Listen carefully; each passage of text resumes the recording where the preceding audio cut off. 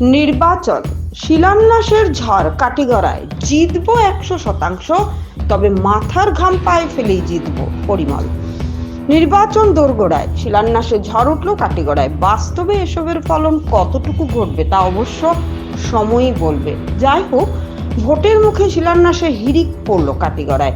বুধবার 6টি কাজের শিলান্যাস হলো কাটিগড়ায়। গেরুয়া শিবিরের সংসদ প্রার্থী পরিমল শুক্লবৈদ্য ও রাজদীপ রায়ের হাত ধরে মোট 6টি প্রকল্পের শিলান্যাস হলো কাটিগড়ায়।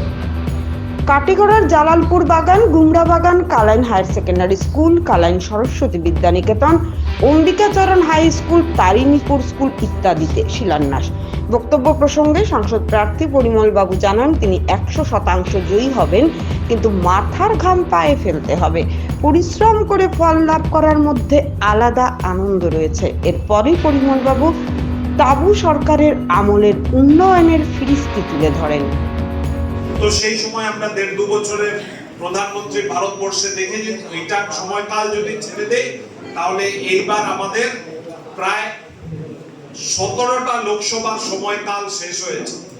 ভারতবর্ষ 76 বছর হয়েছে, নতুন ভারতবর্ষের জন্ম হয়েছে স্বাধীনতার পরে, এবং আগামী দিনের যে নির্বাচনে আমরা যাচ্ছি, সেই নির্বাচনে শিলচর লোকসভা কেন্দ্রে আপনারা দেখেছেন আমাদের প্রার্থী পরিমল দাকে বানানো হয়েছে।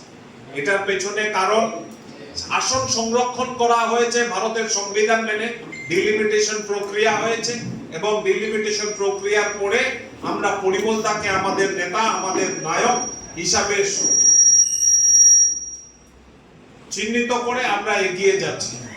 বন্ধুগণ, বিগত 5 বছর আগে আমরা সাধারণ নির্বাচন হয়েছিল। সেই সাধারণ নির্বাচনে আপনাদের আশীর্বাদ প্রাপ্ত হয়ে আমি 5 বছর সময়কাল পার্লামেন্টে কাটাতে পেরেছি। আসা যাওয়া চলেছে, এবং আমাদের এই এলাকার উন্নয়নের জন্য যে কাজগুলো করার ছিল সেই কাজ আমরা করেছি। বন্ধুগণ, তার আগের 5 বছর আমাদের প্রতিনিধি ছিল না 2014 থেকে 2019, কিন্তু ভারতবর্ষের প্রধানমন্ত্রী নরেন্দ্র মোদী ছিলেন, আমাদের দল সেইখানে সরকার চালাচ্ছিল।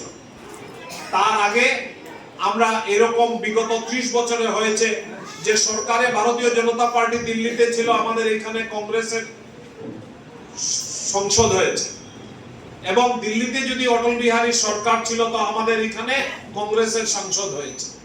এবং আমি আপনাদের কাছে স্মরণ করিয়ে দিতে চাই বিগত 3টি নির্বাচনের কথা। আমি কার্যকর্তা বন্ধুদের কাছে এই কথাগুলো তুলে ধরতে চাই, তথ্যগুলো তুলে ধরতে চাই, তাহলে আমরা ধরে নিতে পারবো আমাদের আগামী দিনে আমাদের দায়িত্বটুকু কি আছে। 2009-এ পবিত্র পুরকাইস্তকে সামনে রেখে আমরা এগিয়েছিলাম। ভারতীয় জনতা পার্টি ইলেকশন জিতেছিল, আমরা 2,21,000 ভোট পেয়েছিলাম, এবং 20,000 ভোটে আমরা ইলেকশন জিতেছিলাম। তার পরবর্তী 2014 নির্বাচনে গোবিন্দ্র বাবু এবং ভারতীয় জনতা পার্টির ভোট 2,20,000 থেকে 3,01,000 গেছে, কিন্তু আমরা ইলেকশন জিততে পারিনি। আমরা কংগ্রেস প্রার্থীর কাছে 40,000 ভোটে হেরে গেছিলাম। ভারতীয় জনতা পার্টির ভোটের বৃদ্ধি হয়েছিল, কিন্তু আমাদের প্রার্থীর পরাজয় হয়ে গেছিল, দল আমরা হেরে গেছিলাম। আর 2014-তে কংগ্রেস যে প্রার্থী দিয়ে জিতেছিল, সেই কংগ্রেস প্রার্থী 2014-তে 3,41,000 ভোট পেয়ে ইলেকশন জিতেছিল, এবং 2019-এ 4,15,000 ভোট পেয়ে ইলেকশন হেরে গেছিল। আর আমাদের ভোটের যেটা 3 লক্ষ আমরা পেয়েছিলাম ভারতীয় জনতা পার্টি 2014-তে, আমরা 2019-এ এই 3,01,000 ভোট থেকে প্রায় 5 লক্ষ থেকে 450 ভোট কম, মানে 4,99,000 ভোট আমরা পেয়েছি। পেয়ে আমরা 83-84 নিশ্চিত ভাবে জিতব, মাথার ঘাম পায়ে ফেলে জিতব, তো জেতা সম্ভব হবে, আর জেতার আনন্দ পাবে, না হলে জেতার আনন্দ নেই। শ্রম করে কিছু পাওয়ার আনন্দ আছে, ক্ষুধায় কিছু খাওয়ার আনন্দ আছে, প্রত্যাশায় কিছু পাওয়ার আনন্দ আছে। প্রত্যাশা আমাদের মধ্যে থাকতে হবে যে মোদিজিকে প্রধানমন্ত্রী করব। মোদিজিকে প্রধানমন্ত্রী করতে হলে শ্রম আমাদের দিতে হবে, তখন যে আনন্দ পাবো, এই আনন্দ কোনো জায়গায় পাওয়া সম্ভব নয়। যার জন্যে আমি এখানে আমি এখানে দীর্ঘ বক্তব্য রাখবো না, আপনারা আমার দীর্ঘদিনের সঙ্গে। আমাকে বলা হয় যে আমি ধলাইয়ের বিধায়ক। হ্যাঁ, ধলাইয়ের বিধায়ক আমি, কিন্তু আমি ধলাইতে আমার রাজনীতি আমি সীমিত রাখিনি।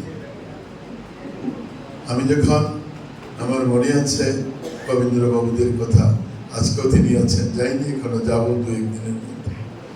কারণ দল আমাকে এই নির্বাচনে প্রার্থী করবে আমারও জানা ছিল না। একেবারে মন খুলে আপনাদেরকে বলি, অনুরোধ করব আমার সাংবাদিক বন্ধুদেরকে যে আপনারা এখানে আছেন, নিশ্চিতভাবে আপনারা থাকুন, কোনো অসুবিধা নেই, কিন্তু কিছু মনের কথা দলের বন্ধুদের কাছে বলতে হবে। সব কথা লিখবেন না, বলবেন। কারণ এই কথাটা যদি আপনারা লিখেন, বলেন, তাহলে আবার কেউ কেউ বলবে তার নিচে বসেন।